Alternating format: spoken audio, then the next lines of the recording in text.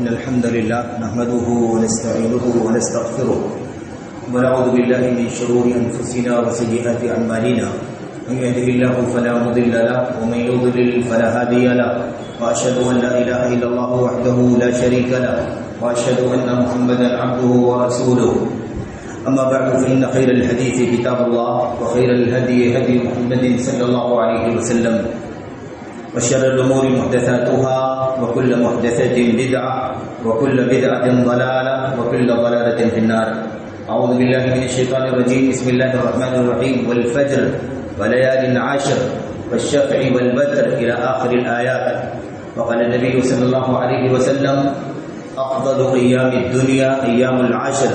وقال النبي صلى الله عليه وسلم فيما رواه ابن عباس رضي الله تعالى عنه في صحيح البخاري قال عليه الصلاة والسلام ما من أيام العمل الصالح فيهن أحب إلى الله من هذه الأيام العشر. قالوا أو قيل يا رسول الله ولا الجهاد في سبيل الله؟ قال ولا الجهاد في سبيل الله إلا رجل خرج بنفسه وماله فلم يرجع منهما بشيء أو كما قال عليه الصلاة والسلام. وجاء في رواية قال عليه السلام فأكثروا فيهن من التهليل والتحميد والتكبير. برادران اسلام دیدی اور میری بھائیوں، نوجوان دوستوں، بابا بزرگوں، قابل احترام ماں اور بہنوں، عزیز، اللہ تعالیٰ کی نعمتیں بے شمار ہیں. اللہ عز و جل کا فضل اور اس کی نوازشات بڑی کشادہ ہے. ایک بندے کی حیثیت سے اللہ تعالیٰ کے فضل و کرم کا اندازہ نہیں لگا سکتا کہ اللہ کا فضل کتنا کشادہ ہے. میرے بھائیوں، واللہ ذو الفضل العظیم، اللہ تبارک و تعالیٰ عظیم فضل والا ہے. اس کا فضل بڑا کشادہ ہے، اس کی نوازش بہت زیادہ ہے. فضل کا مطلب جانتے ہیں نا؟ فضل کا مطلب ہوتا ہے ایکسٹرا دینا، مزید دینا. تو جو اللہ تبارک و تعالیٰ ہمیں دیتا ہے نعمتیں، بندگی کے کام، فرائض، واجبات، سنن، مستحبات، عمومی طور پر یہ تو ساری چیزیں ہماری اور آپ کی زندگی میں موجود ہیں.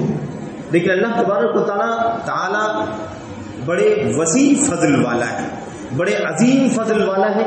یعنی اللہ تبارک و تعالیٰ اپنی طرف سے مزید نوازنے والا ہے.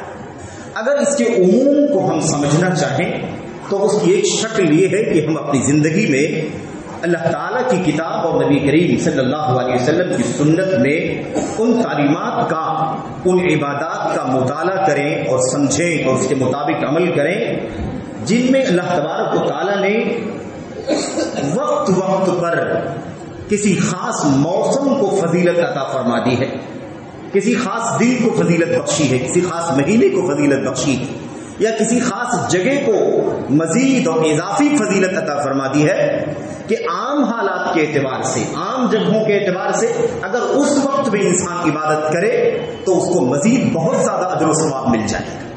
کسی خاص جگہ، عام جگہوں کے علاوہ، عام حالات کے علاوہ ایک خاص جگہ کی فضیلت ہے، اگر وہاں بیٹھ کر کے، وہاں رہ کر کے بندہ اگر عبادت کرے تو اس کو اللہ تبارک و تعالیٰ مزید اجر و ثواب عطا فرما دے گا. تو یہ اللہ تبارک و تعالیٰ کی فضل اور اس کی نوازش کی بہت ساری مثالوں میں سے ایک مثال ہے. اللہ تعالیٰ نے وقتوں کو فضیلت عطا فرمائی ہے، اللہ عز و جل نے جگہوں کو فضیلت عطا فرمائی ہے.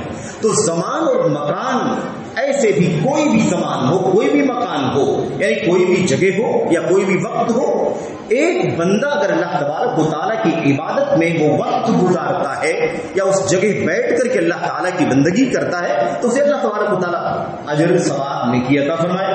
اس کے گناہوں کی بخشش ہوگی، اس کے درجات بلند ہوں گے، یہ ساری چیزیں اسے حاصل ہوں گی. لیکن یہی چیز اللہ تبارک و تعالیٰ کے یہاں فضل کے طور پر یہ ہے کہ اللہ تعالیٰ جگہوں میں سے کسی جگہ کو خاص فضیلت دے دیتا ہے. اگر بندہ اس جگہ جا کر کے، اس جگہ بیٹھ کر کے عبادت کرے تو اس کا درجہ کئی گنا بڑھ جاتا ہے. ایسے ہی کچھ وقتوں کو فضیلت اللہ تبارک و تعالیٰ دے دیتا ہے کہ عام وقتوں کے علاوہ ان وقتوں میں اگر آدمی وہی عبادت کرتا ہے تو اس کا اجر و ثواب بڑھ جاتا ہے. پھر ایسے ہی چند محدود وقتوں کو اور چند خاص جگہوں کو اللہ تبارک و تعالیٰ اپنی بہت زیادہ چھوٹی چھوٹی عبادتوں کے ساتھ بھر دیتا ہے کہ آدمی تھوڑی ہی وقت میں، تھوڑی ہی دنوں میں بہت ساری عبادتیں کر لیتا ہے اور بہت زیادہ اجر و ثواب اپنے نام اعمال میں اکٹھا کر لیتا ہے. یہ اللہ تبارک و تعالیٰ کے فضل کی مثالوں میں سے ایک مثال ہے. میرے بھائیوں، اس وقت ہم لوگ ذی الحجہ میں داخل ہو چکے ہیں اذا رأیتم ہلال ذی الحجہ، جب تم لوگ ذی الحجہ کا چاند دیکھ لو یا کچھ لوگ دیکھ لیں، ان کی گواہی مل جائے، یہ بھی دیکھنے کا ہی حکم ہے مثال کے طور پر۔ خلاصہ کلام یہ کہ ہلال ذی الحجہ کا ہو گیا، ذی الحجہ کا چاند ہو گیا ہو، ذی الحجہ میں آپ داخل ہو گئے۔ کل غروب کے بعد ہی ہم ذی الحجہ میں داخل ہو چکے ہیں، وہ پہلی تاریخ کی رات تھی جو گزری ہے، اور یہ اس کا دن ہے جو غروب کے ساتھ ہی ختم ہو جائے گا، اور دوسری تاریخ کی رات شروع ہوگی اور کل اس کا دن ہے۔ تو یہ بھی انہی وقتوں میں سے ایک وقت ہے، اسی زمان میں سے ایک زمان ہے جسے اللہ عز و جل نے خصوصی فضیلتوں سے نوازا ہے، اضافی فضیلتوں سے نوازا ہے، اور یہ فضیلت ان 10 دنوں کی خصوصیت کے ساتھ 10 دنوں کی اتنی زیادہ ہے کہ دنیا میں اتنے زیادہ فضیلت والے دن ہے ہی نہیں۔ ہم لوگ سوچتے ہوں گے کہ رمضان کی 10 راتیں آخری عشرے کی تو بڑی اہم ہے، کیونکہ اللہ کے نبی علیہ السلام نے فرمایا کہ ان راتوں میں سے ایک رات ایسی ہے جس میں قرآن کریم اترا ہے، قرآن کریم کا نزول ہوا ہے، قدر کی رات۔ تو کیا یہ 10 دن ان 10 راتوں سے بھی افضل ہو جائیں گے؟ ایسے ہی کچھ ہے میرے بھائیوں کہ یہ 10 دن ایسے ہیں ذی الحجہ کے جن کو ساری دنیا کے دنوں میں سب سے زیادہ فضیلت حاصل ہے۔ قرآن کریم کی آیتیں کریمہ آیتیں ہم ہمیشہ سنتے ہیں کیونکہ یہ موسمی موضوع ہے۔ اچھا، موسم جب ہو، کچھ حالات ہوں، کچھ ضرورت ہو، تو ان حالات اور ضرورت میں اسی موضوع پر گفتگو کرنا ضروری بھی ہوتا ہے۔ یہ دعوت کے اصولوں میں سے ہے، یہ شریعت کے ضابطوں میں سے ہے کہ مواقع، حالات، ضرورت، تقاضے، موسم کے تقاضوں کے مطابق ہی گفتگو ہونی چاہیے، اس میں کوئی شک نہیں۔ الحمدللہ ہم اس وقت سوشل میڈیا کے زمانے میں زندگی گزار رہے ہیں، تو ہر طرف سے بہت ساری ویڈیوز ہیں، آڈیوز ہیں، کتابیں ہیں، تحریریں ہیں، مختصر ہے، مفصل ہے، یہ ساری باتیں الحمدللہ ہم پڑھتے بھی رہتے ہیں، سنتے بھی رہتے ہیں۔ لیکن چونکہ آج ذی الحجہ کی پہلی تاریخ ہے اور یہ عشرہ یہاں سے شروع ہو رہا ہے، اس لیے ضروری ہے کہ یاد دہانی کے طور پر، تذکیر کے طور پر، اعادے کے طور پر ہی یہ باتیں آپ کے سامنے عرض کی جائیں، اور اللہ عز و جل مجھ کو، آپ کو، سبوں کو ان باتوں کو بطور تذکیر اور یاد دہانی سمجھنے کی اور اپنے ذہن و دماغ میں بٹھانے کی اور اس کے مطابق عمل کرنے کی اللہ تعالیٰ توفیق عطا فرمائے، آمین رب العالمین۔ بہت سارے حالات بھی اس وقت ملک کے ہیں جن پر گفتگو کی جا سکتی تھی، لیکن نہیں، یہ بہت خاص دن ہیں، ان دنوں کی فضیلت سے زیادہ ان موضوعات کی ضرورت نہیں ہے کہ ہم ان موضوعات پر گفتگو کریں۔ اللہ کے نبی صلی اللہ علیہ وسلم نے فرمایا افضل ایام الدنیا ایام العشر، دنیا کے سب سے زیادہ فضیلت والے دن ذی الحجہ کے شروع والے 10 دن۔ اب آپ اندازہ لگائیے کہ اللہ کے نبی نے فرمایا دنیا میں جتنے دن ہیں میرے بھائی، اس کا مطلب یہ ہے کہ ساری دنوں میں سب سے زیادہ فضیلت والے دن کیا ہے؟ یہ ذی الحجہ کے ابتدائی 10 دن۔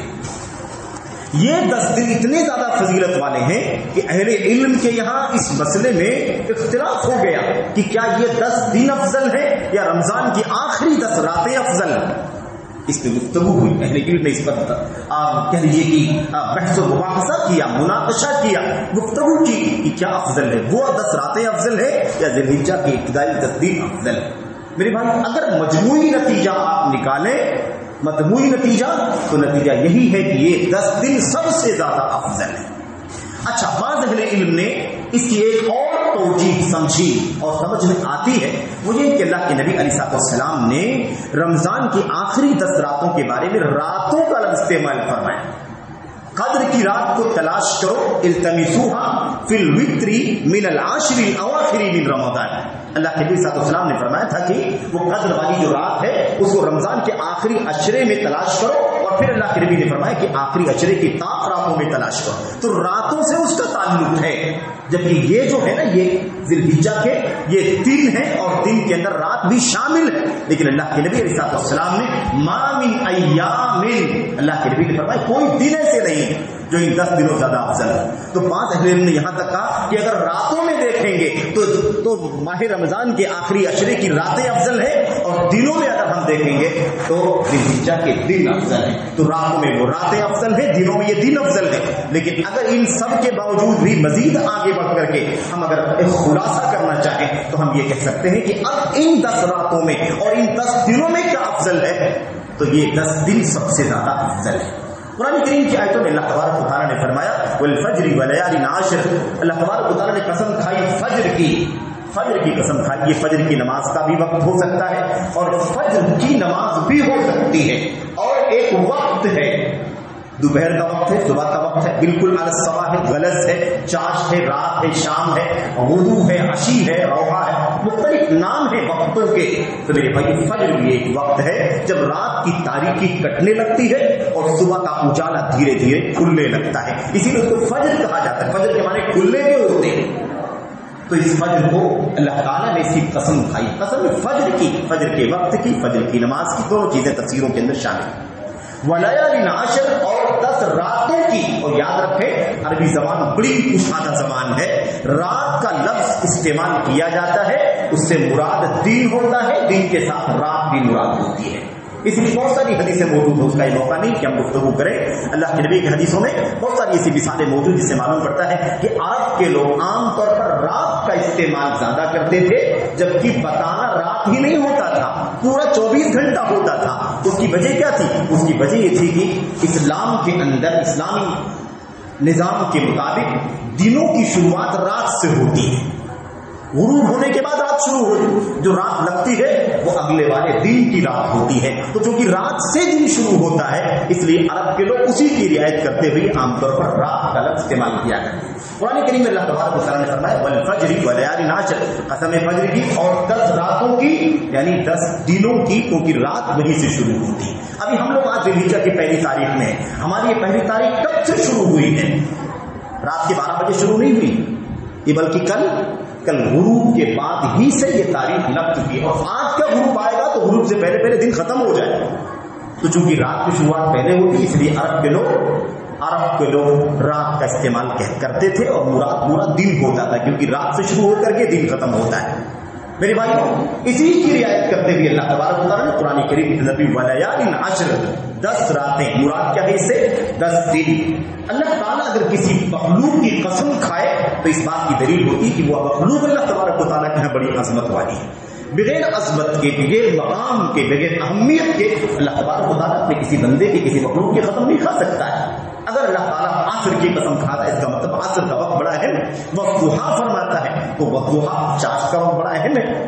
عصر کی قسم کھاتا ہے، فجر کی قسم کھاتا ہے، واللیل رات کی قسم کھاتا ہے، والنہار دن کی قسم کھاتا ہے، والشمس سورج کی قسم کھاتا ہے. یہ ساری چیزیں جس کی قسم اللہ تبارک و تعالیٰ کھا رہا ہے، اسی لیے کھا رہا ہے کہ اللہ تعالیٰ کے یہاں اس کی اہمیت ہے، یا اللہ تبارک و تعالیٰ ان چیزوں کی اہمیت اپنے بندوں کو بدلانا چاہتا ہے تاکہ اس کے بندے ان وقتوں کی قدر کریں، ان چیزوں کی اہمیت کو پہچانیں.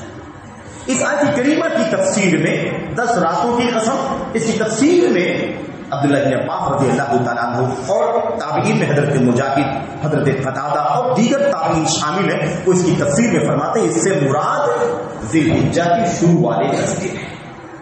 ذی الحجہ کے ابتدائی 10 دن ہیں، پہلا عشرہ ہے جس کی اللہ تبارک و تعالیٰ قسم کھا رہا ہے. تو اس سے یہ بات معلوم پڑتی ہے میرے بھائیوں کہ یہ ذی الحجہ کا پہلا عشرہ بہت زیادہ ہے. وہ حدیث جو ہم نے آپ کے سامنے پیش کی تھی، پڑھی ہے، اس حدیث کو یوں سمجھے کہ اسی آیت کریمہ کی تفسیر ہے، اس کی تشریح ہے. اللہ قسم کھا کر کے بتلا رہا ہے کہ یہ 10 دن بڑے اہم ہیں، اور نبی کریم صلی اللہ علیہ وسلم یہ سمجھا رہے ہیں افضل ایام الدنیا ایام العشر، دنیا کے سب سے زیادہ فضیلت والے دن ذی الحجہ کی شروع والے 10 دن.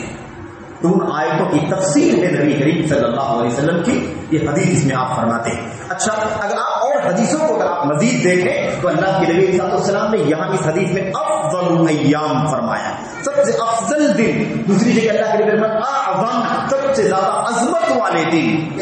اور تیسری جگہ اللہ کے نبی نے فرمایا احب، یہ 10 دن اللہ تبارک و تعالیٰ کو دنیا کے سارے دنوں سے زیادہ محبوب ہے، پیارے اور عزیز ہیں. تو ان 10 دنوں کے بارے میں اللہ تعالیٰ کا قسم کھانا، نبی کریم صلی اللہ علیہ وسلم کا افضل کا استعمال کرنا، اعظم کا استعمال کرنا، احب یعنی سب سے زیادہ محبوب ہے یہ دن. یہ تین الفاظ اور یہ تفضیل والے الفاظ ہیں، یعنی سب سے اونچا درجہ بتانے والے الفاظ. اس سے معلوم پڑتا ہے کہ دن بہت زیادہ اہم ہے. میرے بھائیوں آپ سوچتے ہیں کہ اتنی زیادہ تاکید ان 10 دنوں کی بتانے کی کیا ضرورت ہے؟ ضرورت یہ ہے کہ ہم، میں اور آپ لوگ، بعض لوگ، سب لوگ نہیں، بعض لوگ، بہت سارے ہمارے بھائی، ہماری بہت ساری بہنیں، عام طور پر ہمارا سماج، ہمارا ماحول ایسا ہے کہ ہم ان 10 دنوں کی بظاہر کوئی قیمت نہیں سمجھتے. ہمارے ماحول میں کوئی اضافی ان 10 دنوں کا اہتمام دکھائی نہیں دیتا ہے. جیسے بقیہ دن گزرتے ہیں، مہینے گزرتے ہیں، ایسے ہی یہ دن بھی ایسے ہی گزر جاتے ہیں. جب یہ دن دنیا کے سارے دنوں سے افضل ہیں، عظمت والے ہیں، اللہ تبارک و تعالیٰ کو محبوب ہے. اس لیے ہمیں تبدیلی لانے کی ضرورت ہے. ہم سمجھیں کہ یہ دن سارے دنوں سے افضل، ان کا مقام سب سے زیادہ اونچا ہے. انہیں عبادت کرنا اللہ تبارک و تعالیٰ کو جتنا محبوب ہے، دنیا میں کسی اور دن میں عبادت کرنا اللہ تعالیٰ کو اتنا محبوب نہیں. میرے بھائی، اللہ کے نبی صلی اللہ علیہ وسلم کی وہ حدیث. اب آئیے اعمال پر آتے ہیں. 10 دن کی بات ہو گئی کہ سب سے افضل دن. اس کے بعد اچھا ابھی یہ بات بھی آئے گی کہ آخر یہ دنیا میں سب سے افضل دن کیوں ہو گئے، کیوں ہے سب سے افضل، وجہ کیا ہے؟ کوئی خصوصیت ہے، کوئی بات ہے، کوئی وجہ تو ہوگی جس کی وجہ سے افضل ہے. اللہ تعالیٰ نے قسم کھائی ان دنوں کی، اس کی وجہ بھی عربی ہے. اللہ کے نبی صلی اللہ علیہ وسلم کی وہ حدیث جس کو ہم اکثر و بیشتر پڑھتے ہیں. اللہ کے نبی نے فرمایا ما من ایام العمل الصالح فیہن احب الی اللہ. کوئی بھی دن، دنیا کا کوئی بھی دن یا دنیا کی کوئی بھی ایام دن ایسے نہیں ہیں جن میں نیک عمل کرنا اللہ تبارک و تعالیٰ کو ان 10 دنوں سے زیادہ پیارا ہو. یعنی ان 10 دنوں میں اللہ تعالیٰ کے یہاں نیک عمل کرنا، عمل صالح کرنا، بھلائی کا کام، کار خیر، عبادات، افعال، اعمال صالح کرنا اللہ تبارک و تعالیٰ کو جتنا محبوب ہے، ان 10 دنوں کے علاوہ کوئی دن اتنے نہیں ہے جس میں عمل صالح کرنا اللہ تعالیٰ کو اتنا پیارا ہو. آپ اندازہ لگائیے کہ ان 10 دنوں کی اتنی اہمیت ہے کہ بندہ ان 10 دنوں میں عمل کرے تو سب سے زیادہ اللہ تعالیٰ کو پیارا ہے. بعد میں عبادت کرے، اس کے پہلے عبادت کرے تو اللہ تعالیٰ کو ان 10 دنوں کے مقابلے میں اس کی اہمیت کم ہے، اس کو کم محبوب ہے. اس سے اللہ تبارک و تعالیٰ کو بہت زیادہ محبت ہے. اچھا اب صحابہ کرام نے سوال کر لیا. ان کے یہاں ایک بہت اہم بات یہ تھی کہ وہ اللہ تبارک و تعالیٰ کی راہ میں اللہ کی کلمے کی سربلندی کے لیے جہاد کرنے کے لیے، جہاد کے لیے جاتے تھے. کلمہ طیبہ لا الہ الا اللہ کی سربلندی کے لیے، توحید کی عظمت کا اعلان ہو اور شرک کی بے خونی ہو، اس لیے وہ اللہ تعالیٰ کی راہ میں جہاد کرنے کے لیے نکلتے تھے. صحابہ کرام نے فوراً سوال کر لیا، اللہ کے نبی صلی اللہ علیہ وسلم جہاد کی بڑی فضیلت اللہ کے کلام میں بیان کی گئی ہے، نبی کریم صلی اللہ علیہ وسلم کی سنت میں بڑی فضیلت بیان کی گئی ہے. ایک مجاہد شہید ہو جائے گا، قیامت کے دن اللہ تبارک و تعالیٰ کے سامنے پیش ہوگا. اللہ تعالیٰ اس سے پوچھے گا بندے تو کیا چاہتا ہے، کیا چاہتا ہے، کون سی نعمت تجھے چاہیے؟ وہ اللہ کی راہ کا غازی مخلص مجاہد کیا کہے گا؟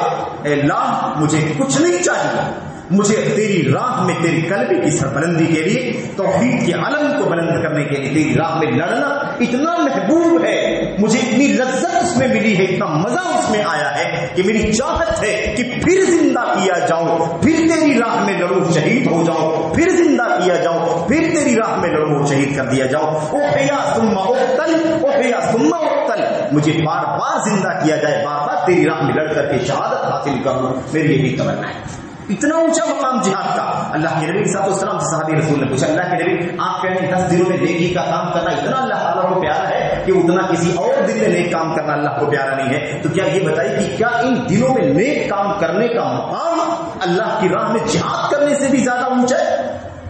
ایک آدمی اللہ کی راہ میں جہاد کرنے کے لیے چلا جائے جس کا اتنا اونچا مقام ہے، کیا اس کو بھی اتنا درجہ نہیں ملے گا جتنا ان 10 دنوں میں نیک کام کرنے والے کو اللہ تبارک و تعالیٰ محبوب رکھے؟ اللہ کے نبی نے فرمایا ہاں، اگر کوئی شخص جہاد کرنے کے لیے بھی جاتا ہے تب بھی اس کا وہ جہاد اللہ تبارک و تعالیٰ کو اتنا محبوب نہیں ہے جتنا ان 10 دنوں میں نیک کام کرنا افضل ہے.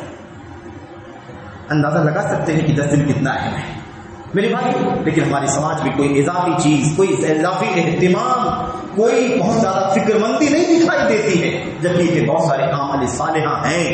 ہاں ابھی وقت قریب آ رہا، قربانی کے لیے ہم حوصلہ مند ہوتے، اچھی بات ہے. اللہ تعالیٰ نے اور آپ کو قربانی کی توفیق عطا فرمائے، قربانی ہم کریں اخلاص کے ساتھ، اللہیت کے ساتھ، اللہ کی رضا کے لیے، اسی جذبے کے ساتھ قربانی ہونی چاہیے. تو اس کے پیچھے مقصد ہے اللہ تعالیٰ نے اسے حاصل کرنے کی توفیق عطا فرمائے. لیکن ان بقیہ اعمال جو 10 تاریخ سے پہلے ہوتے ہیں، ان اعمال کا ہمارے یہاں عام طور پر اہتمام نہیں پایا جاتا.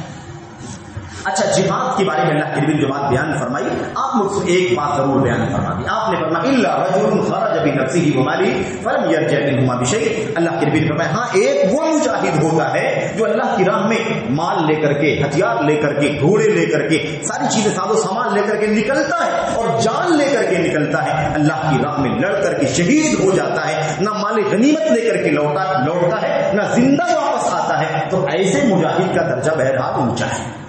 بتا کیا چلا کہ 10 دنوں میں نیکی اللہ تعالیٰ کو بہت زیادہ پیاری ہے، جہاد سے بھی زیادہ پیاری ہے. لیکن وہ جہاد، وہ مجاہد جو مجاہد اللہ کی راہ میں مال لے کر کے، جان لے کر کے جائے اور فتح حاصل کر کے آ جائے، جان بھی اس کی بچی رہے، جان نہ جائے، شہید نہ ہو، اور مال غنیمت بھی لے کر کے آ جائے، اس سے اونچا درجہ ہے اس کا جو ان 10 دنوں میں نیک کام کرتا ہے. لیکن دوسرا مجاہد کون سا ہوتا ہے؟ جو غازی بن کر کے جاتا ہے، مال بھی لے کر کے جاتا ہے، جان بھی لے کر کے جاتا ہے، لیکن شہید ہو جاتا ہے، نہ جان واپس آتی ہے نہ مال واپس آتا ہے. ایسے مجاہد کا درجہ بہرحال اونچا ہے، ایسے مجاہد کا درجہ اونچا ہے. اور ایسے مجاہد کا جہاد، یہ عمل جہاد اللہ تبارک و تعالیٰ کو ان 10 دنوں کی نیکی سے زیادہ محبوب ہے.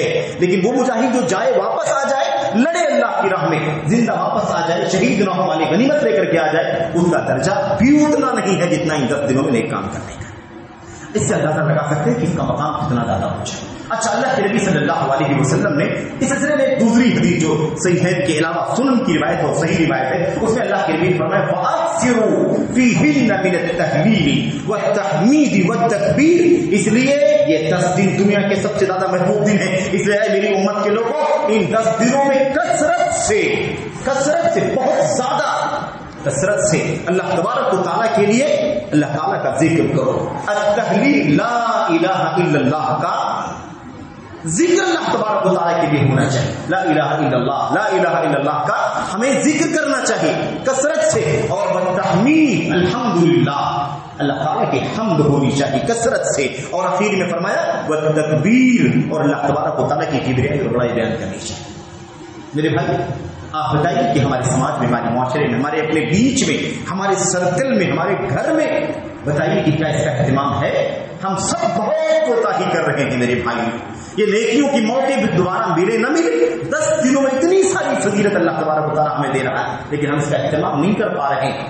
تو اللہ کے نبی نے فرمایا 10 دنوں میں جب اتنا زیادہ عمل پیارا ہے تو ہمیں 5 وقتہ نمازوں کی پابندی کے ساتھ ہمیں دیگر جو عام طور پر بندگی کے کام ہیں جو ہمیشہ ہے، ان کے اہتمام کے ساتھ ساتھ ہمیں کثرت سے اللہ تعالیٰ کی تحمید الحمدللہ کا ذکر کرنا چاہیے. لا الہ الا اللہ ہونا چاہیے کثرت سے، اللہ اکبر کا وظیفہ ہونا چاہیے کثرت سے، اور تکبیرات وغیرہ کے اور تحلیلات کے، تحمیدات کے الفاظ اللہ کے نبی صلی اللہ علیہ وسلم کی حدیثوں میں، صحابہ کرام کے آثار کے اندر آئے ہوئے ہیں. ان میں سے کوئی بھی طریقہ انسان اختیار کر سکتا ہے اور اللہ تبارک و تعالیٰ کی تکبیرات کی آواز بلند کر سکتا ہے.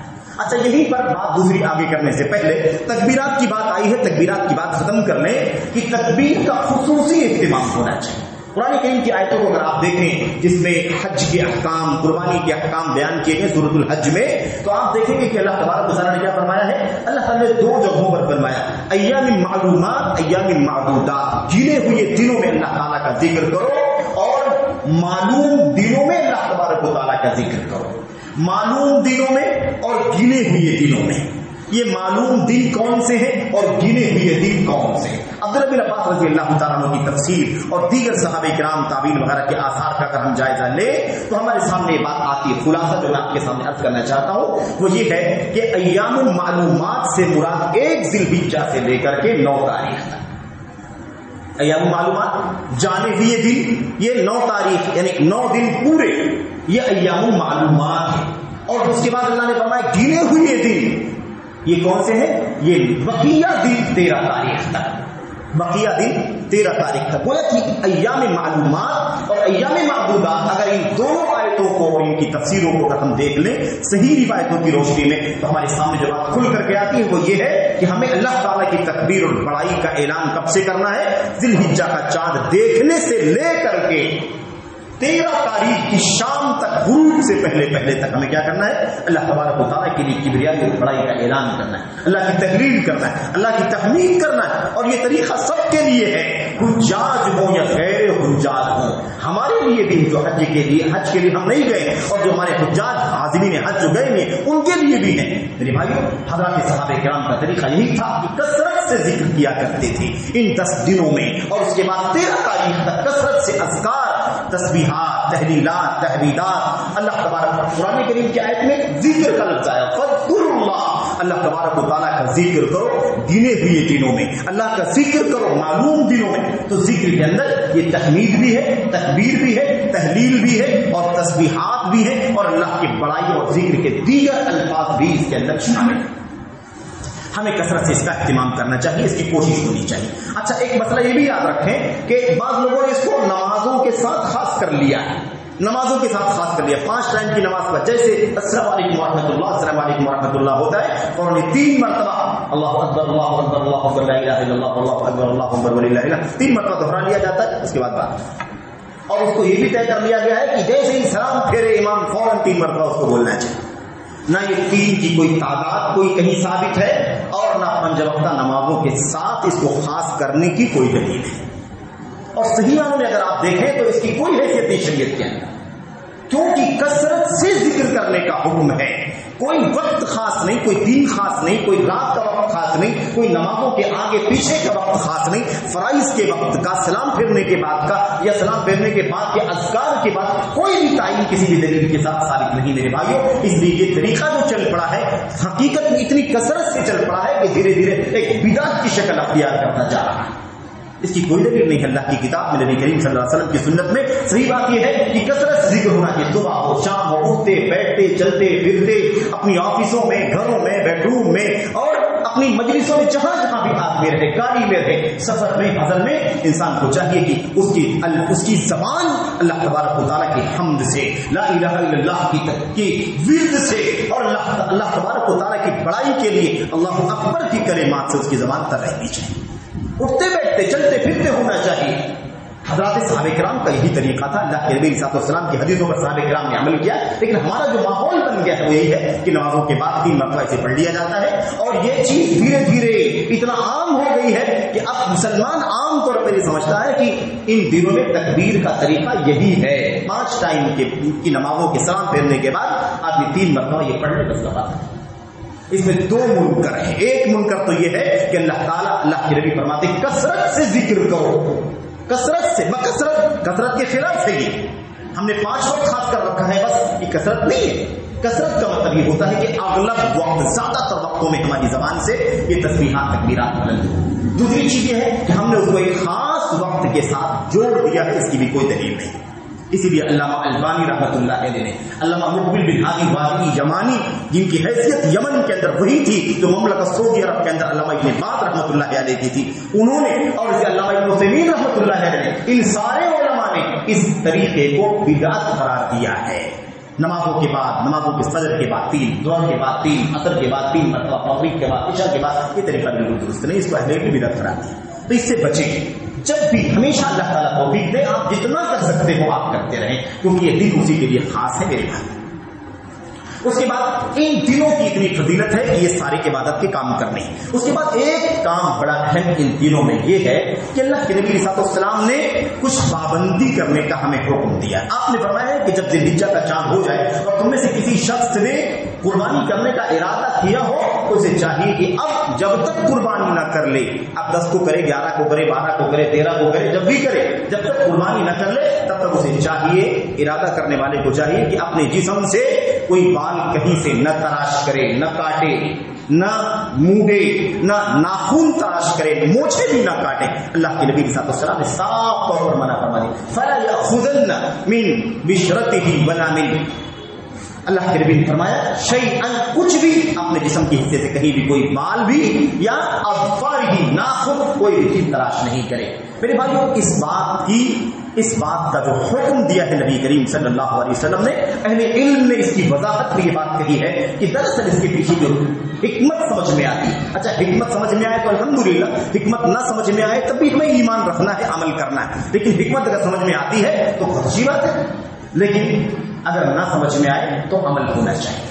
حکمت اس کی اہل علم کبار علماء علامہ ابن عثیمین رحمۃ اللہ علیہ اور دیگر بڑے بڑے علماء کہتے ہیں کہ اس کی حکمت یہ ہے کہ اللہ تبارک و تعالیٰ اور اللہ کے نبی صلی اللہ علیہ وسلم ان امت کے ان لوگوں کو جو حج میں نہیں ہیں، حج میں نہیں ہے، حج کے علاوہ باہر ہے، ان لوگوں کو بھی اللہ تبارک و تعالیٰ کی طرف سے، نبی کریم صلی اللہ علیہ وسلم کی طرف سے یہ موقع دیا جا رہا ہے کہ وہ بھی حاجیوں کی کچھ خصوصیات میں شامل ہو جائیں، شریک ہو جائیں۔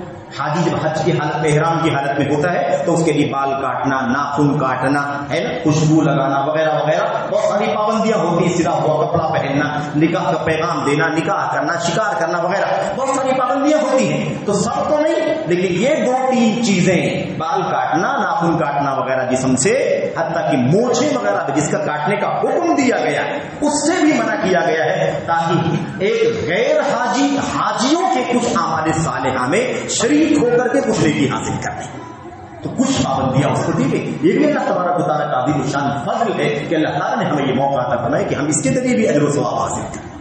تو میں نے یہ بات واضح رہنی چاہیے، ہمیں چاہیے کہ اس سے بچیں۔ اچھا، ایسا ہو سکتا ہے کہ کوئی آدمی شروع میں قربانی کا ارادہ نہ کیا ہو اور 1 تاریخ ہو گئی، آج بھی ارادہ نہیں کیا ہے، کل بھی نہیں کیا، 2-3 دن حج قربانی سے پہلے اس نے نیت کر لیا کہ اب مجھے، میرے پاس پیسے ہو گئے یا میں قربانی کرنے کی طاقت رکھتا ہوں، اب اس نے ارادہ کیا تو اب کیا کرے گا؟ اس سے پہلے تو کاٹ چکا ہے، وہ بال کاٹ چکا، تو کوئی حرج کی بات نہیں، جب ارادہ کرے تب سے پابندی، ارادہ کرنے کے بعد سے پابندی، ارادہ کرنے سے حکم کو اللہ کے نبی نے جوڑا ہے۔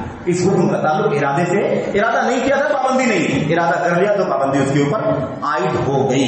اور اللہ کے نبی صلی اللہ علیہ وسلم کی حدیث میں چونکہ یہ کہا گیا ہے کہ جو قربانی کرنے کا ارادہ کرے وہ بال کا نہ کاٹے، ناخن نہ کاٹے، اس سے بچے، اس لیے یہ پابندی حقیقت میں اسی کے لیے ہے جو ارادہ کرتا ہے۔ گرچہ وہ اپنی بیوی کی طرف سے قربانی کرنا چاہتا ہو، بچوں کی طرف سے کرنا چاہتا ہو، باپ کی طرف سے کرنا چاہتا ہو، لیکن ارادہ جو کر رہا ہے پابندی اسی کے لیے ہے۔ اللہ کے نبی کی حدیثوں سے یہی معلوم پڑتا ہے۔ بعض صحابہ کے آثار سے، بعض تابعین کے آثار سے یہ بات ملتی ہے کہ انہوں نے کہیں دیکھا چلتے ہوئے کہ کسی بچے کا سر موڑا جا رہا ہے، کسی بچے کے بال کاٹے جا رہے ہیں، اور اس ذوالحجہ کے یہ 10 دنوں میں سے کوئی دن تھا، تو انہوں نے کہا کہ ٹھیک ہے کاٹ تو رہے ہو، لیکن اگر 10 دن یہ پورا عشرہ چلا جاتا، قربانی ختم ہو جاتی، اس کے بعد کاٹتے تو شاید زیادہ بہتر ہوتا۔ تو اس میں ایک چیز سمجھ میں آتی ہے کہ بعض سلف کا طریقہ تھا کہ وہ ان کو بھی پابندی میں شامل کرتے تھے جن کی طرف سے قربانی کی جا رہی ہو، یا جنہوں نے قربانی کا ارادہ نہ کیا ہو ان کے بارے میں بھی وہ چاہتے تھے کہ یہ بھی پابندی کریں، لیکن نبی کریم صلی اللہ علیہ وسلم کی حدیثوں سے ایسی کوئی بات ثابت نہیں ہوتی۔ اللہ کے نبی نے فرمایا من اراد احدهم ان یضحی، جب ذوالحجہ کا چاند ہو جائے اور تم میں سے کوئی آدمی قربانی کا ارادہ کر رکھا ہو تو اسے چاہیے کہ ان چیزوں کی پابندی کرے۔ تو ٹھیک ہے، اصل یہی ہے کہ پابندی وہ کرے جس نے ارادہ کیا ہے، اور اگر کوئی بچتا ہے اس کے گھر والے بھی بچتے ہیں، اس کے بچے بھی اگر نہیں کاٹتے ہیں تو کوئی بات نہیں، صحابہ کرام کے آثار کے مطابق اس پر بھی عمل ہو جائے گا، لیکن پابندی اللہ کے نبی کی حدیث کی روشنی میں اسی آدمی کے لیے ہے جو قربانی کرنے کا ارادہ کرتا ہو۔ یہاں ایک مسئلہ اور بیان کیا جانا چاہیے، وہ یہ ہے کہ اللہ کے نبی علیہ السلام کی ایک حدیث بیان کی جاتی ہے، اور وہ حدیث یہ ہے کہ اللہ کے نبی علیہ السلام، مسئلہ یہ ہے کہ ایک شخص اور ہر مسلمان الحمدللہ قربانی کرنا چاہتا ہے، لیکن قربانی کی طاقت نہیں ہے، اسے قربانی کی استطاعت نہیں ہے، اتنے پیسے نہیں اس کے پاس کہ قربانی کا جانور لا سکے اور قربانی کر سکے یا شریک ہو سکے، بڑے جانور نہیں طاقت ہے اس مثال کے طور پر۔ تو ایسی صورت میں اس کے لیے کیا حکم ہے؟ اس کے لیے کیا حکم ہے؟ کیا وہ بال کاٹے نہ کاٹے؟ کیونکہ مسئلہ یہ نہیں کہ ارادہ کیا ہے، مسئلہ یہ کہ طاقت ہی نہیں ہے تو ارادہ کہاں سے کرے گا؟ ورنہ ایک مومن کے دل میں عام طور پر تو چاہت ہوتی ہے قربانی کرے، لیکن چونکہ پیسے نہیں ہے کہ وہ قربانی کر سکے، اس لیے ارادہ نہیں کیا ہے قربانی کرنے۔ جب اس کے پاس طاقت ہو جائے گی تو ارادہ کر لے گا۔ تو ایسے آدمی کے لیے 2 باتیں، کیا وہ یہ بال ناخن کاٹے گا یا نہیں کاٹے گا، اور کیا اسے طاقت نہیں ہے جبکہ اس کی چاہت ہے کہ میرے پاس طاقت ہوتی تو قربانی میں کرتا، تو کیا اسے قربانی کے ثواب ملنے کی کوئی راہ ہے؟ اس سلسلے میں نبی کریم صلی اللہ علیہ وسلم کی ایک روایت ہے، اور اس روایت کے صحیح اور ضعیف ہونے میں اہل علم کا اختلاف ہے، لیکن جو چیز راجح اور قریب ہے وہ یہ ہے کہ حدیث صحیح ہے، قابل عمل ہے، اور اس کا خلاصہ یہ ہے کہ اللہ کے نبی صلی اللہ علیہ وسلم کے پاس ایک شخص آیا جس کے پاس قربانی کی طاقت نہیں تھی، اسے کھانے پینے کے لیے، صبح شام گزارنے کے لیے، گزر بسر کرنے کے لیے کسی شخص نے ایک اونٹنی دی ہوئی تھی، اونٹنی، اور اس لیے دیا تھا کہ یہ اونٹنی اس کے پاس رہے اور یہ اس کا دودھ استعمال کرے اور دودھ مطلب استعمال کر کے گزر بسر کرے، یا مثال کے طور پر سواری وغیرہ کرنا ہے، اور کوئی کام کرنا ہے، یا اور کوئی جانور بھی ہو سکتا ہے اونٹنی کے علاوہ، بھیڑ میڈھا ہو سکتا ہے جس کے بال کو استعمال کر لے مثال کے طور پر، کیونکہ ایک مدت کے بعد بال بڑھ جاتے ہیں، اسے کاٹ کر کے اپنے بیچ کر کے روزی روٹی چلا سکتا ہے۔ اس طرح کسی کو کوئی جانور دے دے تو اس کو منیحہ کہا جاتا ہے، عطیہ، یعنی وہ اس کا مالک نہیں ہو گیا ہے جانور کا، لیکن کچھ دن کے لیے دیا ہے کہ اس کا دودھ استعمال کر کے گزر بسر کر لے، اس کا بال کاٹ کر کے بیچ کر کے اس کی روزی روٹی چل پائے، اس کے بعد جب اس کی ضرورت پوری ہو جائے گی، کام چل جائے گا تو پھر وہ واپس کر دے گا، یہ ہوتا ہے، اس کو منیحہ کہتے ہیں۔ ایک شخص نے کہا اللہ کے نبی صلی اللہ علیہ وسلم میرے پاس قربانی کا جانور نہیں ہے، ایک شخص نے مجھے ایسے ہی ایک جانور دیا ہوا ہے عطیے کے طور پر جسے میں استعمال کر رہا ہوں، اس کا دودھ وغیرہ پی رہا ہوں، تو آپ یہ بتائیے کہ اللہ کے نبی کیا میں اسی جانور کی قربانی کر دوں، اسی اونٹنی کو ذبح کر دوں؟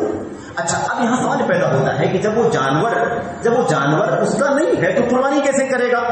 تو اس کا مسئلہ یہ ہے کہ اس شخص کو جس نے سوال کیا تھا اسے نہیں معلوم تھا کہ صرف مجھے اس سے فائدہ اٹھانا ہے، جانور میرا نہیں ہے، جانور جس کا اسے واپس کرنا، اسے نہیں علم تھا، اسے سمجھا کہ مجھے مل گیا ہے اور اب میں چاہوں تو اس کو اپنی مرضی کے مطابق قربانی بھی کر سکتا ہوں۔ اللہ کے نبی سے پوچھا، اللہ کے نبی نے فرمایا نہیں، تم اس کی قربانی مت کرو۔ اس کی دو وجہ، ایک تو یہ کہ اللہ کے نبی صلی اللہ علیہ وسلم یہ سمجھانا چاہتے تھے کہ تمہارے پاس اس کے سوا کچھ ہے ہی نہیں، اسی کے دودھ کھا کے دودھ پی کر کے تم گزر بسر کرتے ہو، اگر اسی کو قربان کر دو گے تو تمہاری روزی روٹی کیسے چلے گی؟ اور دوسری چیز یہ ہے کہ یہ تمہارا نہیں ہے، یہ کسی اور کا ہے، تمہیں دیا ہے وقت گزارنے کے لیے، گزر بسر کرنے کے لیے، اس لیے آپ نے فرمایا قربانی مت کرو۔ اب وہ آدمی پریشان کہ مجھے قربانی کرنے کا ثواب کیسے ملے گا، میں اجر کیسے حاصل کروں گا؟ اللہ کے نبی صلی اللہ علیہ وسلم نے فرمایا تمہیں چاہیے کہ تم یہ جو تمہاری نیت ہے، تمہارا جو اخلاص ہے، تمہاری طلب ہے قربانی تم کرنا چاہتے ہو، اس کے بدلے میں اللہ تبارک و تعالیٰ تمہیں پوری قربانی کا ثواب عطا فرمائے گا۔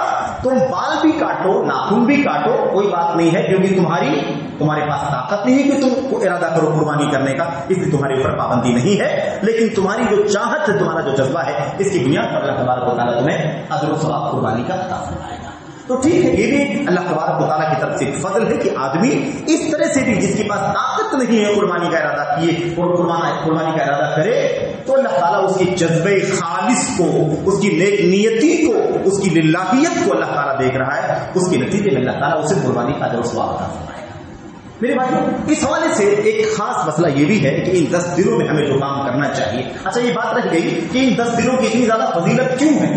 فضیلت اس لیے ہے، حافظ ابن حجر رحمۃ اللہ علیہ نے اپنی کتاب فتح الباری کے اندر اس کی وضاحت کی ہے کہ سوال یہ پیدا ہوتا ہے کہ ان 10 دنوں کی اتنی زیادہ فضیلت کیوں ہے کہ دنیا کے سارے دنوں میں سب سے زیادہ فضیلت والے دن ہیں؟ کیا اس کی وجہ یہ ہے لاجتماع امہات العبادات فیہ، اس لیے کہ ان 10 دنوں میں ساری بڑی بڑی عبادتیں اکٹھا ہو جاتی ہیں، ساری بڑی بڑی عبادتیں ان 10 دنوں میں کیا ہوتی ہیں؟ اکٹھا ہو جاتی ہیں، اور ایسا دنیا میں کسی اور موقع پر نہیں ہوتا ہے۔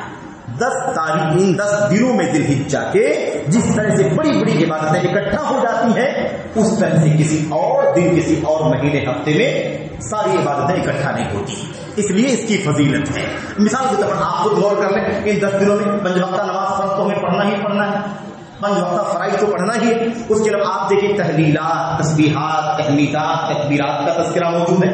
ایسے ہی انہی 10 دنوں میں ایک حاجی 8 تاریخ کو ذی الحجہ کی حج کا احرام باندھتا ہے، اس سے پہلے آدمی عمرہ کرتا ہے، تو انہی 10 دنوں کے اندر 5 وقتہ نماز ہے، اسی میں تحلیل ہے، اسی میں تسبیح، اسی میں تکبیر ہے، اسی میں عمرہ ہے، اسی میں حج ہے، اسی 10 تاریخ کو قربانی ہے، اس میں صدقے کرنے کی بھی تلقین آئی ہوئی ہے، یہ صدقہ کرے آدمی، اللہ تبارک و تعالیٰ کی راہ میں لوگوں کو مال خرچ کرے دے، یہ ساری چیزیں موجود ہیں، تو ساری عبادتیں۔ اچھا، پھر روزے کی خاص بات موجود ہے نبی کریم صلی اللہ علیہ وسلم کی حدیثوں میں، آپ نے وہ حدیث کو آپ بار بار سنتے رہتے ہیں کہ اللہ کے نبی صلی اللہ علیہ وسلم سے 9 تاریخ کے بارے میں پوچھا گیا، یوم عرفہ کے روزے کے بارے میں، تو آپ نے فرمایا 1 سال اگلے اور 1 سال پچھلے گناہوں کا کفارہ ہو جاتا ہے۔ اور یاد رکھیں کہ ایسی جتنی حدیثیں ہیں، سب حدیثوں کا معنی یہ ہے کہ چھوٹے گناہوں کو مٹاتی ہیں۔ اس ساری فضیلت کس بارے میں ہے؟ چھوٹے گناہ مٹتے ہیں، بڑے گناہ نہیں مٹتے۔ دوسری بات، بندوں کا حق نہیں مٹتا ہے، چھوٹے گناہ جس کا تعلق اللہ کی ذات سے ہے وہ گناہ مٹتے، ورنہ آدمی دوسرے بندوں کا حق مار لے، فرائض چھوڑ دے, واجبات چھوڑ دے, کسی کی غیبت کر لے, کسی کا مال ہڑپ کر لے, کسی کا قرض لے لے واپس نہ کرے, کسی کو قتل کر دے, ہے نا, سب معاف ہو جائے گا. ایسا نہیں ہوتا ہے. ایسی کوئی دلیل موجود نہیں, بلکہ اللہ کے نبی کی حدیث دلیل موجود ہے کہ جب تک کبیرہ گناہوں سے اپنے آپ کو بچائے گا تب تک چھوٹے گناہوں کا کفارہ اس سے ہو جائے گا. تو اگلے اور پچھلے سال کا کفارہ ہوگا. لیکن اس 9 تاریخ کے روزے کے علاوہ بھی 1 تاریخ سے لے کر کے 8 تاریخ تک اور 9 تاریخ جو ذی الحجہ کا یعنی عرفہ کا دن ہے, ان پورے 9 دنوں میں بھی روزہ رکھا جا سکتا ہے. پورا بھی 9 دن رکھا جا سکتا ہے, اس کی بھی گنجائش ہے. اور 2 رکھ لے, 4 رکھ لے, 6 رکھ لے, 1 رکھ لے, نہ رکھے, اس پورے طور پر آدمی کو گنجائش ہے. اس میں کوئی حرج کی بات نہیں ہے. نبی کریم صلی اللہ علیہ وسلم کی حدیثوں سے یہی بات ثابت ہے. حضرات امہات المومنین سے کئی ایک روایتیں آتی ہیں. اس کا خلاصہ یہ ہے کہ نبی کریم صلی اللہ علیہ وسلم کا یصوم التسع ذی الحجہ, اللہ کے نبی علیہ السلام ذی الحجہ کے 9 دنوں میں روزہ رکھا کرتے تھے. اب ذی الحجہ کے 9 دنوں میں یا ذی الحجہ کے پورے 9 دن, اس حدیث کا دونوں معنی ہوتا ہے, دونوں معنی نکلتا. پورے 9 دن روزہ رکھتے تھے یا 9 دنوں میں روزہ رکھا کرتے تھے. 10 تاریخ کا روزہ تو حرام ہے کیونکہ قربانی کا دن ہے اور عید کے دن روزہ رکھنا حرام ہے. تو آپ دیکھیے کہ اللہ کے نبی علیہ السلام کی حدیث سے معلوم پڑتا ہے کہ ان 10 دنوں میں 9 دنوں میں روزہ بھی ہے, روزہ بھی ہے.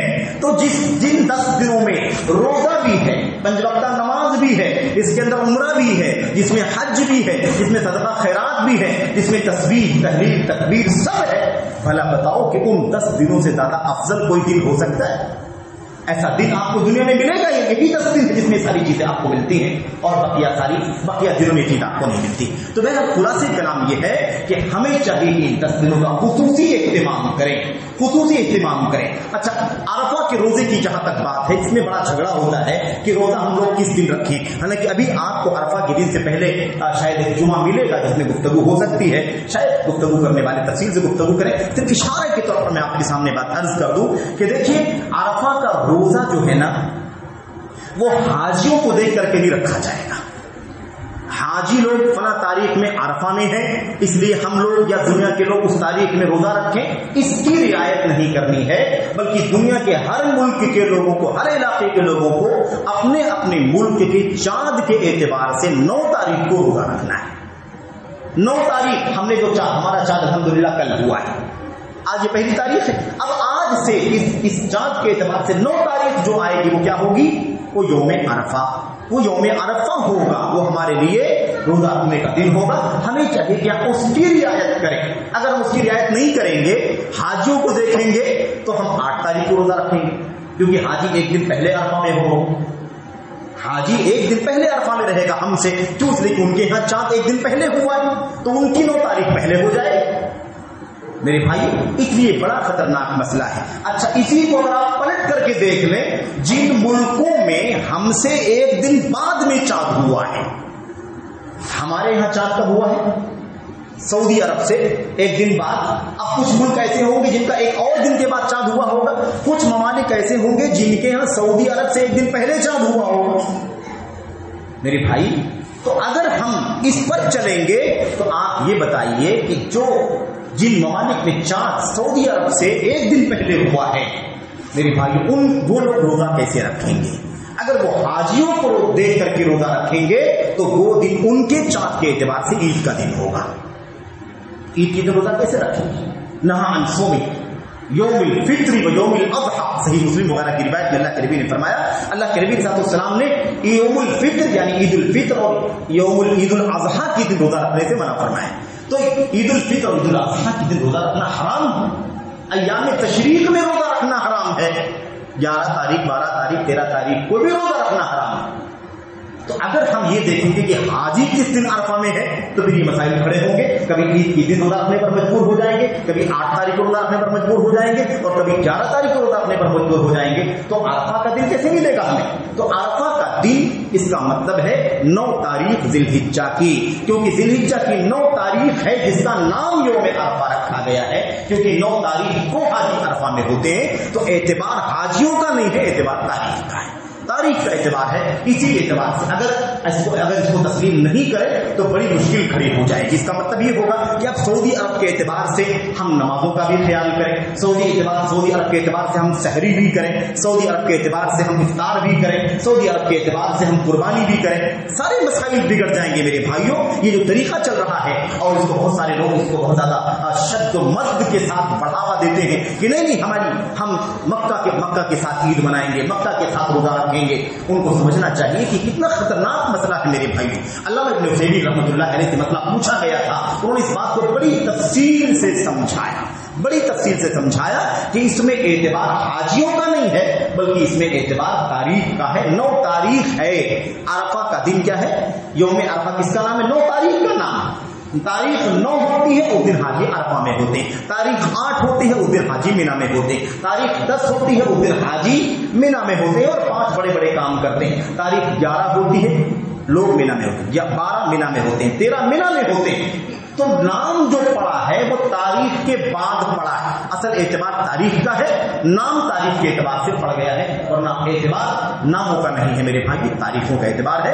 اسی لیے اللہ کے نبی نے فرمایا تھا صوموا لرؤیتہ وافطروا لرؤیتہ, چاند کو دیکھ کر کے روزہ رکھو, چاند کو دیکھ کر کے روزہ توڑو. ہمیں اسی اعتبار پر عمل کرنا ہے. ہمارا جو چاند ہوا ہے اسی اعتبار سے 9 تاریخ جو ہوگی ہم روزے کی حالت میں. اچھا, یہ 9 عرفہ کا جو روزہ ہے اس کی فضیلت ہمارے ہی لیے, جو لوگ حاجی نہیں ہیں, حج میں نہیں ہیں, ان کے لیے فضیلت ہے. جو لوگ حج میں ہیں ان کے لیے فضیلت نہیں ہے. یہ اللہ کے نبی صلی اللہ علیہ وسلم جب حج میں تھے, حجۃ الوداع میں آخری حج جو آپ نے کیا, بدائی جو حج اللہ کے نبی صلی اللہ علیہ وسلم نے کیا تھا, آپ اپنی اونٹنی پر موجود تھے, عرفہ کے میدان میں آپ کھڑے تھے. صحابہ کرام میں آپس میں اختلاف ہو گیا کہ کیا آج روزے کی حالت میں اللہ کے نبی ہیں یا بغیر روزے سے ہیں. اختلاف ہو گیا. اس مسئلے کو حل کرنے کے لیے ام الفضل رضی اللہ تعالی عنہا نے ایک پیالے میں دودھ پیش کیا نبی کریم صلی اللہ علیہ وسلم کی خدمت میں کہ اگر آپ روزے کی حالت میں ہوں گے تو آپ واپس کر دیں گے, اور روزے سے نہیں ہوں گے تو آپ پی لیں گے. وہی ہوا. اللہ کے نبی کے ہاتھ میں پیالہ آیا, آپ نے بسم اللہ کیا اور پیالے کا دودھ آپ نے پی لیا. صحابہ کرام کو معلوم پڑا کہ یہ حج میں اللہ کے نبی صلی اللہ علیہ وسلم ہے اور آپ نے روزہ نہیں رکھا ہے, اس لیے یہ روزہ عرفہ کا حاجیوں کے لیے نہیں ہے بلکہ غیر حاجیوں کے لیے. الحمدللہ. تو بہرحال یہ 10 ذی الحجہ کی فضیلت, 10 دنوں کی فضیلت, اس میں کچھ کاموں کے حوالے سے کچھ باتیں تھی جو آپ کے سامنے عرض کرنا تھا. میرے بھائیوں, قربانی وغیرہ کے جو مسائل ہیں انشاءاللہ اگلے جمعے میں انشاءاللہ آپ کے سامنے جو بھی گفتگو کر سکیں گے انشاءاللہ کریں گے لوگ. اللہ سے دعا کرتے ہیں کہ اللہ تعالیٰ اور آپ کو ان 10 دنوں کی عظمت اور اس کا مقام سمجھنے کی توفیق عطا فرمائے, اور اللہ تبارک و تعالیٰ ہمیں اور آپ کو ان میں کثرت سے عبادات, اذکار, تسبیحات, دعائیں اور دیگر اعمال جو عبادات کے ہیں ان سب کو کر کے اللہ تعالیٰ ہمیں اور آپ کو زیادہ سے زیادہ نیکیاں اکٹھا کرنے کی توفیق عطا فرمائے. اور اللہ تعالیٰ ہمیں اور آپ کو ان دنوں میں ہمیشہ کے علاوہ ان دنوں میں خاص طور پر گناہوں سے, منکرات سے اور مختلف انداز کی بدعمالیوں سے اپنے آپ کو بچانے کی بھی توفیق عطا فرمائے. کیونکہ میرے بھائیوں, جب وقت فضیلت کا ہے, اجر زیادہ بڑھ جاتا ہے, تو وقت فضیلت کا ہے اس میں گناہ کرنے کا گناہ بھی زیادہ بڑھ جاتا ہے. کیوں؟ اس لیے کہ پامال زیادہ ہوتا ہے, توہین زیادہ ہوتی ہے, اور تنقید زیادہ ہوتی ہے, بے عزتی زیادہ ہوتی ہے ان دنوں کی. مثال کے طور پر ایک چوری کرتا ہے, چوری کہیں بھی حرام ہے, عام جگہوں پر چوری کرے آدمی, ایک آدمی مسجد میں چوری کرے, زیادہ خطرناک ہے کہ نہیں خطرناک؟ اس لیے کہ مسجد کا تقدس بھی پامال کر رہا ہے. حرم میں کوئی آدمی چوری کر رہا ہے, ایک آدمی جھوٹ بولتا ہے, جھوٹ کبیرہ گناہ ہے, باہر بھی کبیرہ گناہ ہے, لیکن وہ آدمی مسجد کے اندر جھوٹ بولتا ہے تو وہ کبیرہ گناہ تو ہے ہی, مسجد میں مسجد کی حرمت اور اس کا تقدس بھی پامال کر رہا ہے. اس لیے جب جگہیں فضیلت کی ہو اور مات فضیلت کی ہو, اللہ کے نبی نے کیوں فرمایا جب تم میں سے کوئی آدمی روزے کی حالت میں ہو اور کوئی آئے تم سے بد کلامی کرنا شروع کر دے, تو میں بحث مباحثہ کرنا شروع کر دے, جھگڑنا شروع کر دے, تو تم چپ رہو اور اتنا ہی کہہ دو کہ بھائی میں روزے سے ہوں, ہے کہ نہیں؟ اس کا مطلب کیا؟ مطلب یہ ہے کہ عام حالات میں بھی جھگڑا کرنا, بات چیت کرنا اور تو میں کرنا یہ حرام ہے, جائز نہیں ہے. یہ مسلمانوں کا آپس میں لڑنا بھڑنا یہ جائز نہیں ہے میرے بھائی. لیکن اگر وہی کام روزے کی حالت میں کوئی آدمی کر رہا ہے تو یہ اور زیادہ خطرناک ہے. اللہ کے نبی نے فرمایا کہ چپ رہے اور کہہ دے کہ بھائی میں روزے سے ہوں, تم مجھے گالی دے رہے ہو دے لو, لیکن میں اس گالی کا جواب گالی سے نہیں دے سکتا، پہلے بھی نہیں دے سکتے ہیں اور اس میں تو خاص طور پر نہیں دے سکتے ہیں۔ تو جب کسی جگہ کا کسی وقت کا مقام زیادہ ہوتا ہے، اجر و ثواب زیادہ ہوتا ہے، تو اس میں گناہ کرنے کی سنگینی اور اس کی خطرناکی بھی بڑھ جاتی ہے۔ اس لیے اللہ تعالیٰ ہمیں کثرت سے ان 10 دنوں میں نیکیاں اکٹھا کرنے کی توفیق عطا فرمائے، اور اللہ تبارک و تعالیٰ ہمیں خصوصیت کے ساتھ عام حالات کے علاوہ مزید اہتمام کرنے کی، کہ ہم ان 10 دنوں میں گناہوں کے کام، منکرات کے کام، حرام کاموں سے، بدعملیوں سے اپنے آپ کو بچائے۔ اللہ سے دعا ہے کہ اللہ تعالیٰ ہماری چھوٹی بڑی نیکیوں کو قبول فرمائے۔ اللہ تبارک و تعالیٰ ہمیں کثرت سے اعمال صالحہ کر کے اپنے نام اعمال کو نیکیوں سے بھرنے کی توفیق عطا فرمائے۔ ہماری چھوٹی بڑی نیکیوں کو اللہ تعالیٰ قبول فرمائے اور اس کا نیک صلہ اللہ تعالیٰ دنیا میں آخرت میں عطا فرمائے۔ اللہ تبارک و تعالیٰ اس دنیا کے اندر امن و امان اور عافیت اور سلامتی عطا فرمائے، خاص طور پر وطن عزیز ملک ہندوستان کے اندر جو ہمارا وطن ہے، جو ہمارا ملک ہے، جو ہماری رہائش گاہ ہے، جہاں ہم پیدا ہوئے، جہاں ہم پل بڑھ رہے ہیں، جہاں ہمارے دادے پرکھے اور پوری تاریخ ہے، جہاں اس دھرتی میں لوگ دفن ہیں، اللہ تبارک و تعالیٰ اس ملک کا امن و امان قائم فرما دے۔ جو لوگ بھی اس ملک کے امن و امان کو غارت کرنے کے در پہ لگے ہوئے ہیں، جو اس کے لیے سازشیں کر رہے ہیں، جو لوگ اس کے لیے تدبیریں کر رہے ہیں، اللہ تبارک و تعالیٰ ان کی تدبیروں کو تدمیر بنا دے، ان کی چالوں کو، ان کے مکر فریب کو، ان کی سازشوں کو اللہ تبارک و تعالیٰ انہیں میں لوٹا دے، تاکہ وہ امن و امان کو غارت نہ کر سکے۔ اللہ تعالیٰ امن کے ساتھ، عافیت کے ساتھ، سکون کے ساتھ، سلامتی کے ساتھ ہمیں اس وطن میں، اس ملک میں اللہ کے دین پر عمل کرتے ہوئے رہنے، بسنے اور جینے کی اور اسی توحید و سنت پر مرنے کی توفیق عطا فرمائے۔ آمین رب العالمین، وصلی اللہ وسلم وبارک علی نبینا محمد وعلی آلہ وصحبہ اجمعین۔ السلام علیکم ورحمۃ اللہ وبرکاتہ۔ الحمد لله نحمده ونستعينه ونستغفره، اللهم صل على محمد وعلى ال محمد كما صليت على ابراهيم وعلى ال ابراهيم انك حميد مجيد، اللهم بارك على محمد وعلى ال محمد كما باركت على ابراهيم وعلى ال ابراهيم في العالمين انك حميد مجيد، سبحان ربك رب العزة عما يصفون والسلام على المرسلين والحمد لله رب العالمين۔